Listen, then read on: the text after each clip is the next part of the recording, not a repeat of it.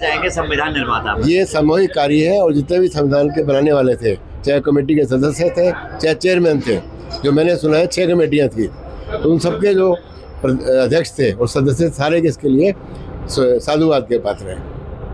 सिर्फ एक को मिलना चाहिए कि पूरे ग्रुप को? नहीं, सबको मिलना चाहिए क्योंकि सामूहिक प्रयास होते हैं। तो क्या? नमस्कार दोस्तों, समाज सेवी संस्था Anupama Rai Dandotiya welfare foundation ARD news में आपका स्वागत है। दोस्तों, अभी हम हैं दिल्ली में और यहाँ पर आज़ादी की अलग जोत जगाने वाले मंगल पांडे की शहीद दिवस मनाया जा रहा है और हमारे साथ में OP सप्रा जी, जो दिल्ली के ही रिटायर्ड जज हैं और तमाम पोस्टों पर रहे हैं, तो उनसे बात करते हैं कि मंगल पांडे और समाज में फैली कुरीतियों पर उनका क्या कहना है।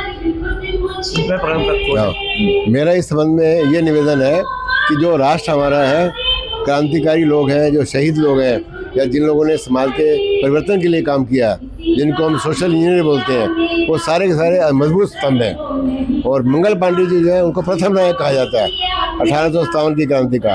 उन्होंने एक प्रकार से उस क्रांति को सूत्रपात किया, शुरुआत की और उसके ऐसे मुखर होकर वो निकले अपने कर्तव्य के लिए कि लोगों के लिए वो एक बड़े प्रेरणादायक व्यक्ति बन गए। इसीलिए उसके बाद क्रांति की धारा चली। वो अलग बात है कि 1857 का जो आंदोलन है वो असफल हुआ किसी कारणवश, लेकिन वो विद्रोह नहीं था, ये स्वाधीनता आंदोलन का प्रथम चरण था वो।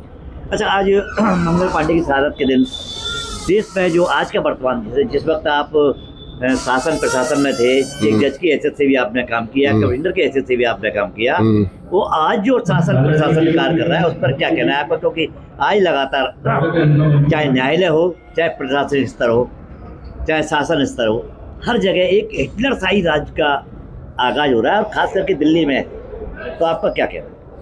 नहीं, आपकी जो बात है उसके अंदर पीड़ा है, क्योंकि व्यवस्था के प्रति जो आक्रोश या पीड़ा तब पैदा होती है जब व्यक्ति के, साधारण व्यक्ति के, जिसको महात्मा गांधी की भाषा में अंतिम जन कहते हैं, जब उसके सपने पूरे ना हो, जब उसकी जो इच्छाएं वो पूरी ना हो, उसकी आकांक्षाएं पूरी ना हो, या उसको योग्यता के अनुसार कार्य ना मिले, योग्यता के अनुसार वो आगे ना बढ़ सके जीवन में, तब उसकी व्यथा और पीड़ा जागृत होती है।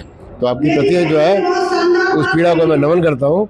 लेकिन कारण ये है कि जो कुरीति है समाज में, ये राम के समय में भी थी, महाभारत के समय में भी थी। तो ये जो सुर असुर का आंदोलन है वो सुर हमेशा चलता रहा है, हमें हतोत्साही नहीं होना। लेकिन पिछले 70 वर्षों में काफ़ी अधोगति हुई है। जो आज़ादी के आंदोलन में लोगों में ऊर्जा और स्फूर्ति आई, उसका बड़ा ह्रास हुआ आज़ादी के बाद।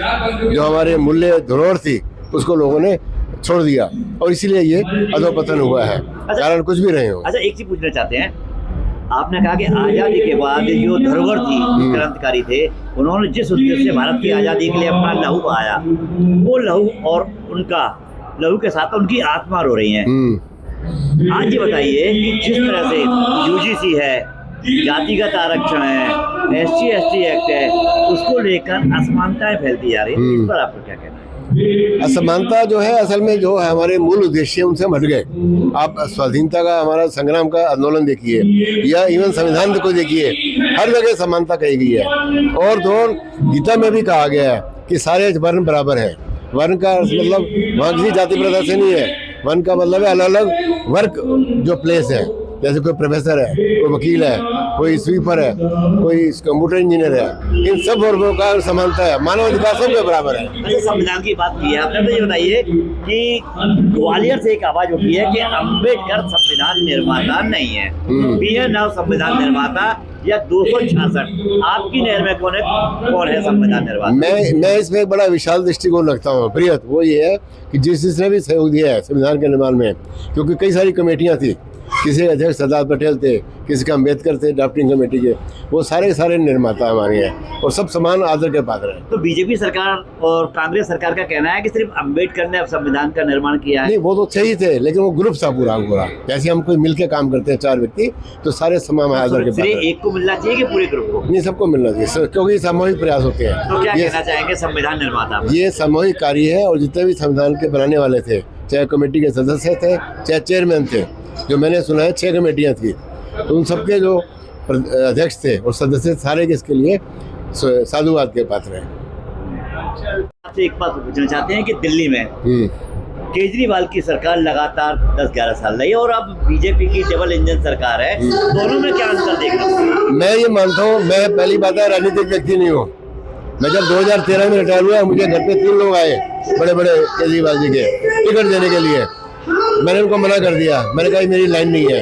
कारण यह कि मैं गारंटी व्यक्ति हूँ, मैं एकेडमिक आदमी हूँ और धार्मिक और आध्यात्मिक विश्वास रखता हूँ। और जहाँ तक पार्टी का सवाल है, सब पार्टियाँ एक जैसी हैं। बात पार्टी की नहीं है, बात दिल्ली के विकास की है। कितना विकास रेखा सरकार ने किया जो केजरीवाल सरकार नहीं कर पाई? नहीं, इसका मैं कोई जवाब नहीं दूंगा। सब सरकारें अपने अपने प्रयास करती है, तो किसी का पक्ष लेना पक्षपात हो जाएगा। दिल्ली सब बराबर है। धन्यवाद।